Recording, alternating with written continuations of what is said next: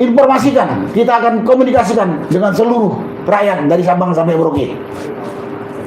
Tahapan pertama kita berteriak.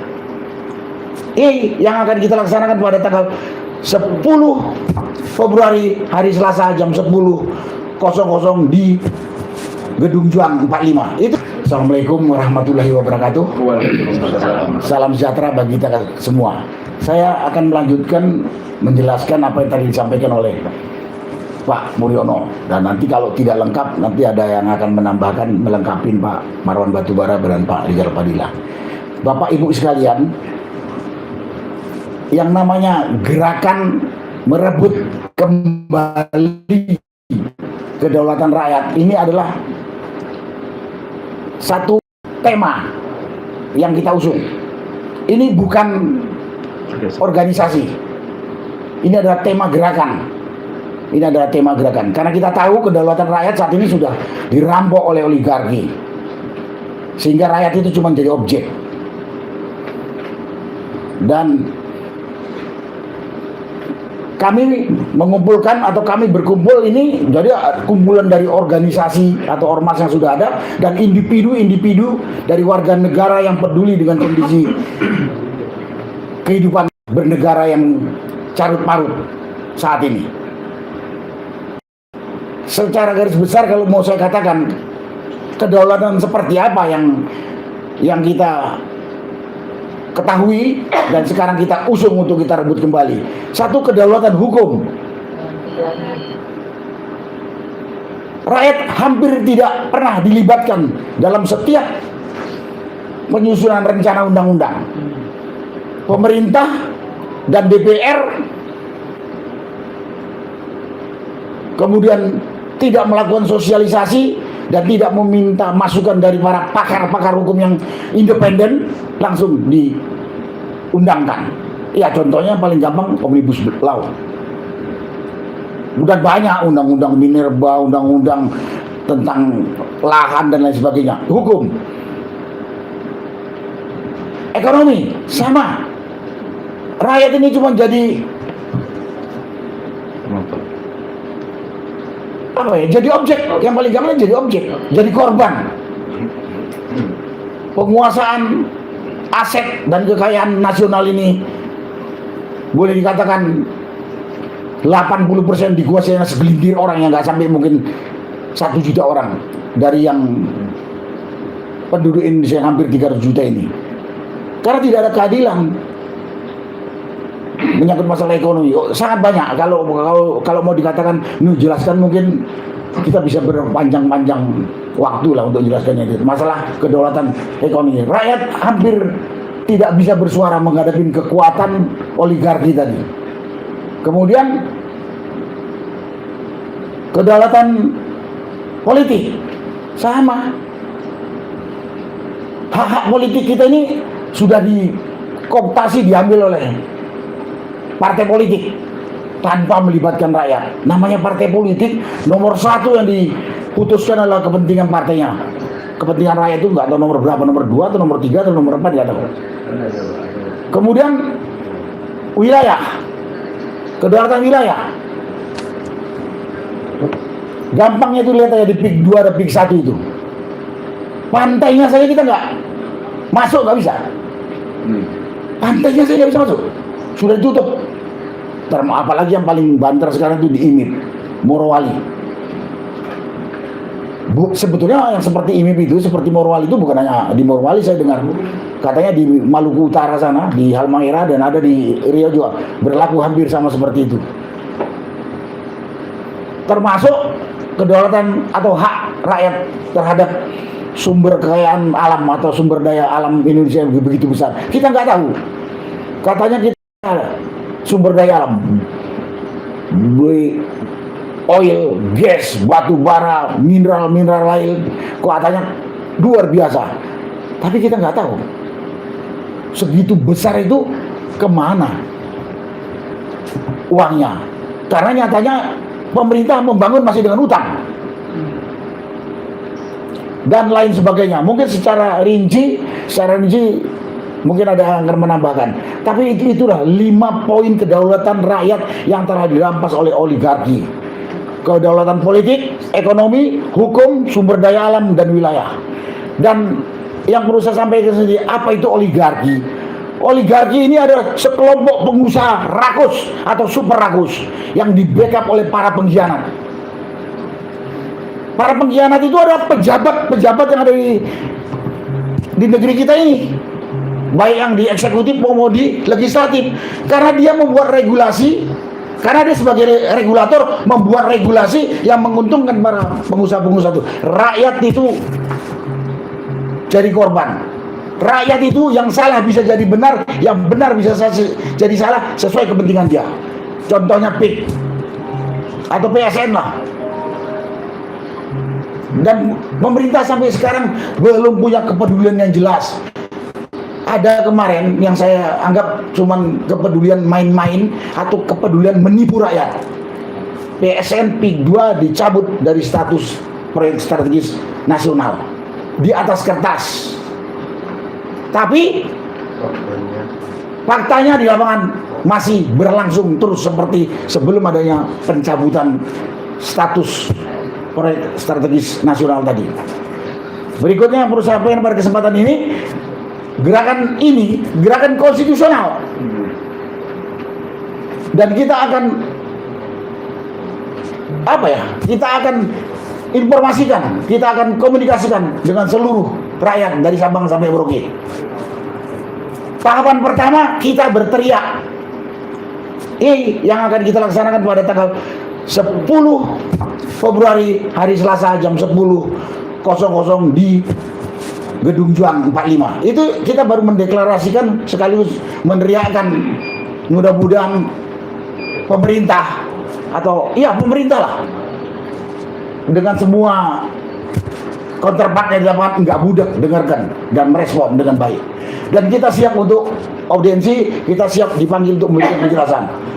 Kalau dengan teriakan ini nggak ada kepedulian, tetap juga kita dijajah. Apa boleh buat kalau nanti rakyat meningkatkan gerakan? Selama ini saya tahu, kita semua tahu, kalau kita berteriak seperti ini, cuman itu saja lah, biarin aja. Tapi saya yakin makin banyak rakyat tahu yang ditipu dan ditekan pemerintah, yakin gerakan ini akan makin besar dan makin solid. Kita nggak berharap menggerakkan rakyat, tapi kalau terpaksa, ya katakan, kalau terpaksa, masa kita sudah merdeka 40 tahun, nyatanya sekarang sama dengan masih dijajah. Lebih sakitnya lagi dijajah oleh notabene saudara sendiri, teman sendiri, atau tetangga sendiri. Itu yang bisa secara garis besar. Tahap pertama kita akan deklarasi, meneriakkan. Berikutnya kita akan siap untuk beraudiensi, dan kita akan sebarkan kepada rakyat-rakyat yang sama dengan perasaan dengan kita yang sekarang ini terjolimi. Kalau nanti dengan teriakan enggak, ya kita akan lanjutkan gerakan, karena ini perjuangan untuk menegakkan keadilan di tanah air kita ini. Sekali lagi, ini perjuangan untuk menegakkan hak kita, menegakkan keadilan yang saat ini kita masih merasa dijajah oleh oligarki. Sekali lagi, yang katanya oligarki ini ada kumpulan-kumpulan pengusaha rakus, terutama pengusaha dalam negeri, walaupun ada juga dari luar negeri, yang di backup oleh para pengkhianat yang sekarang duduk di eksekutif dan di legislatif. Itulah garis besar yang bisa saya sampaikan. Rencana kami deklarasi tanggal 10 Februari hari Selasa jam 10.00 di Gedung Juang 45 Jakarta. Terima kasih. Wassalamualaikum warahmatullahi wabarakatuh. Waalaikumsalam warahmatullahi wabarakatuh. Baik, Pak. Dari hukum Terakhir aja. Assalamualaikum warahmatullahi wabarakatuh.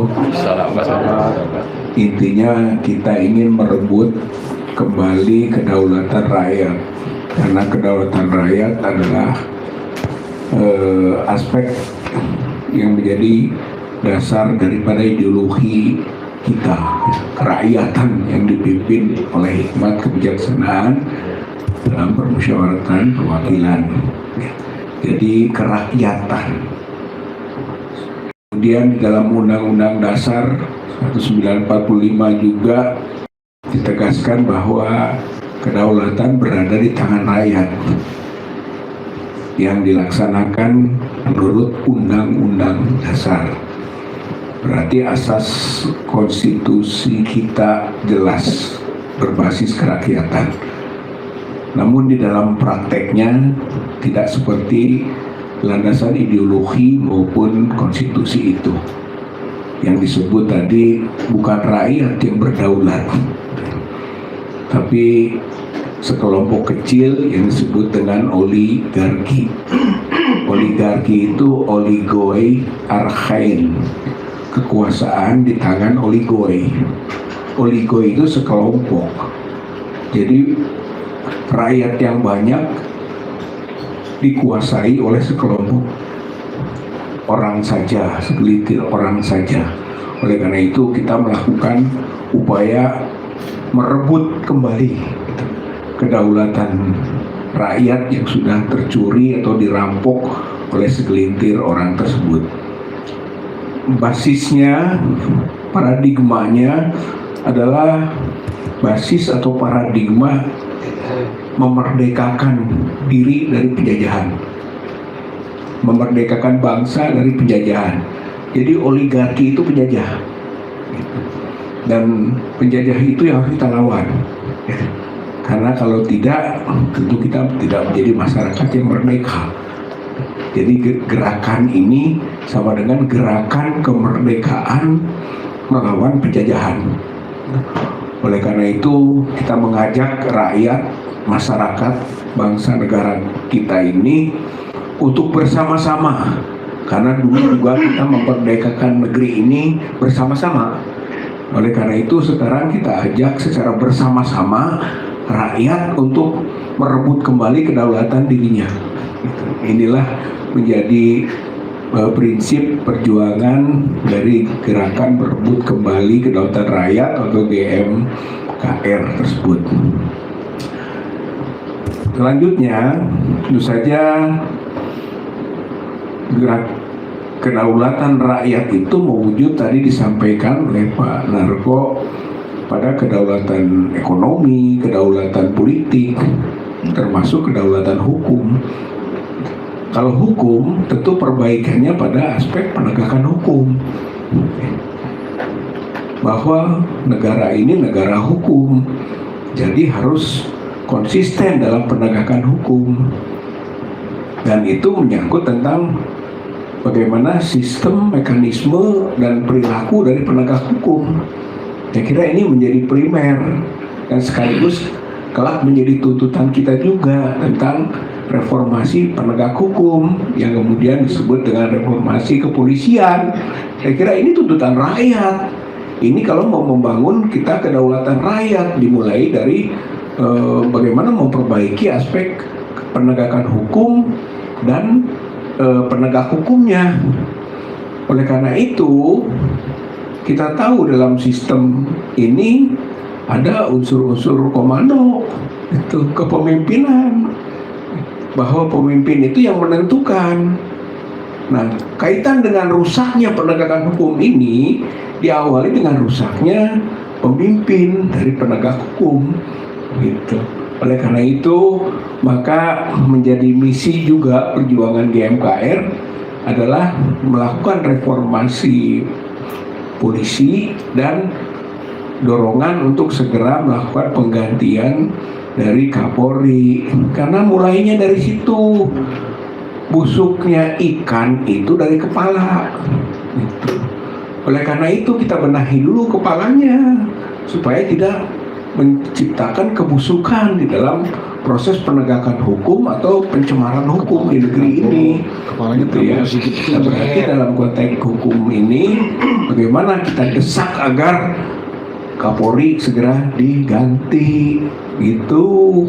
Karena ini produk orde dalam tanda kutip lama, gitu. Kapolri ini adalah sisa-sisa dari rezim Jokowi. Dan kalau mau melakukan pembaharuan, perbaikan, perubahan, ya ini mulai dari sini, gitu. Jadi desakan kita juga kepada pemimpin yang ada, Pak Prabowo, keberanian untuk memulai langkah politiknya dengan mengganti Kapolri. Dan ini ujian yang paling mudah. Gitu. Karena apa? Karena juga dinyatakan kemarin kan oleh Kapolrinya sendiri, Pak Listio Sigit, bahwa nggak mau di bawah kementerian, maunya di bawah presiden. Tapi prakteknya di atas presiden. Gitu. Oleh karena itu sekarang presiden untuk membuktikan bahwa Kapolri itu di bawahnya, yaitu dengan keberanian menggantinya. Ini ujian ini. Bener enggak Kapolri itu di bawah presiden? Jangan-jangan di atas presiden.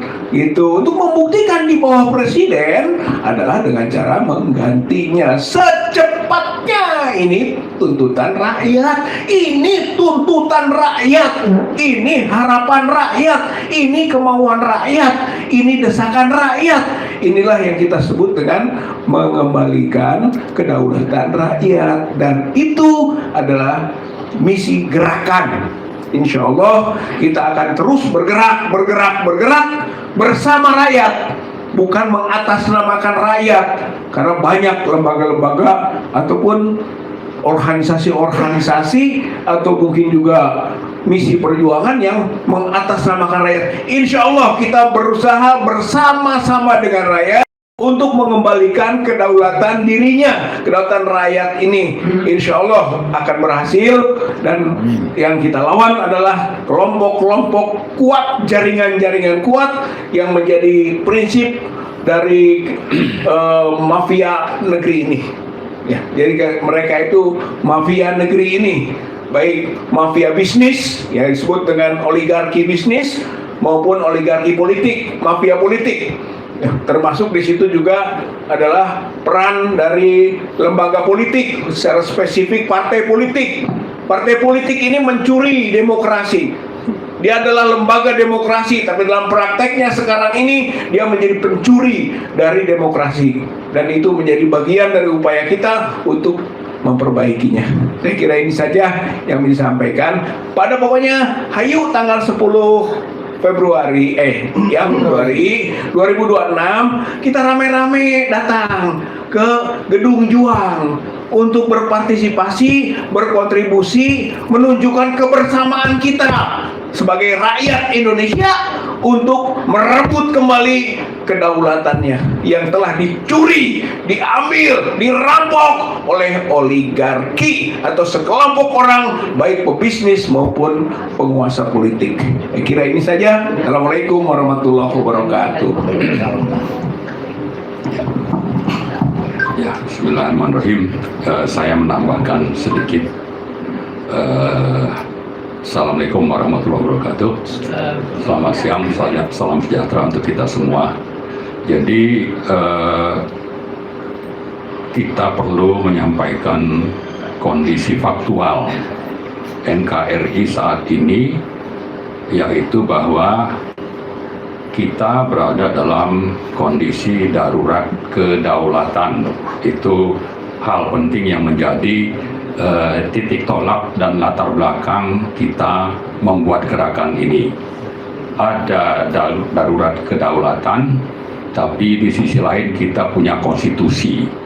Di pasal 1 ayat 2 itu disebutkan tentang bahwa kedaulatan ada di tangan rakyat dan dilaksanakan menurut Undang-Undang Dasar. Itu pasal 1, 2 Undang-Undang Dasar 1945. Tapi kalau kita lihat secara utuh pasal 1 itu, pasal 1 ayat 1-nya menjelaskan bahwa kita adalah negara kesatuan. Pasal 2-nya tadi bahwa kedaulatan ada di tangan rakyat, dijalankan menurut Undang-Undang Dasar. Pasal 3-nya itu menyebutkan tentang bahwa ini negara hukum. Nah, ternyata ini tiga-tiganya sudah tidak utuh dilaksanakan atau sudah memang keluar, semuanya rusak dari pasal 1 ini. Misalnya ayat 1 tentang negara kesatuan, ternyata ada negara dalam negara. Contohnya apa? Contohnya seperti di PIK 2. di Rempang, di Morowali, dan di banyak wilayah yang tadi sudah disinggung oleh Pak Narko. Nah, lalu yang kedua tadi soal kedaulatan itu adanya di mana? Bukan di tangan rakyat, tapi adanya di tangan oligarki. Oligarki itu siapa ya? Penguasa dengan pengusaha. Penguasanya itu nanti salah satu aktornya itu adalah presiden, kemudian didukung juga oleh partai-partai. Kemudian kalau bicara tentang hukum itu sudah tidak berfungsi. Nah, inilah sebetulnya yang menjadi latar belakang kita membuat gerakan ini. Dan ini juga kita tujukan kepada siapa? Kepada penyelenggara negara. Siapa penyelenggara negara itu? Yaitu eksekutif yang dipimpin oleh saat ini Pak Presiden Prabowo Subianto. Kemudian ada legislatif, itu siapa? Yaitu di DPR, partai-partai yang berkuasa di Senayan. Kemudian yang ketiga itu adalah sektor hukum, itu ada di sana MA, ada MK, ya mungkin juga ada yang namanya KY dan sebagainya. Nah, tiga unsur penyelenggara negara ini semuanya sudah tidak berfungsi sesuai dengan konstitusi. Karena itu gerakan ini kita tujukan kepada siapa? Kepada tiga penyelenggara tadi untuk diperhatikan, dicamkan, dan diperhatikan lalu dilaksanakan tuntutannya. Tapi juga ini kita gerakan ini tujukan kepada siapa? Kepada rakyat, kepada kita semua. Kenapa? Karena kita selama beberapa tahun terakhir ini melihat dan mengalami bahwa penyelenggara tadi yang kita sebut itu tiga unsur penyelenggara negara itu sudah tidak berfungsi sesuai dengan konstitusi, tapi berfungsi justru berada di tangan oligarki.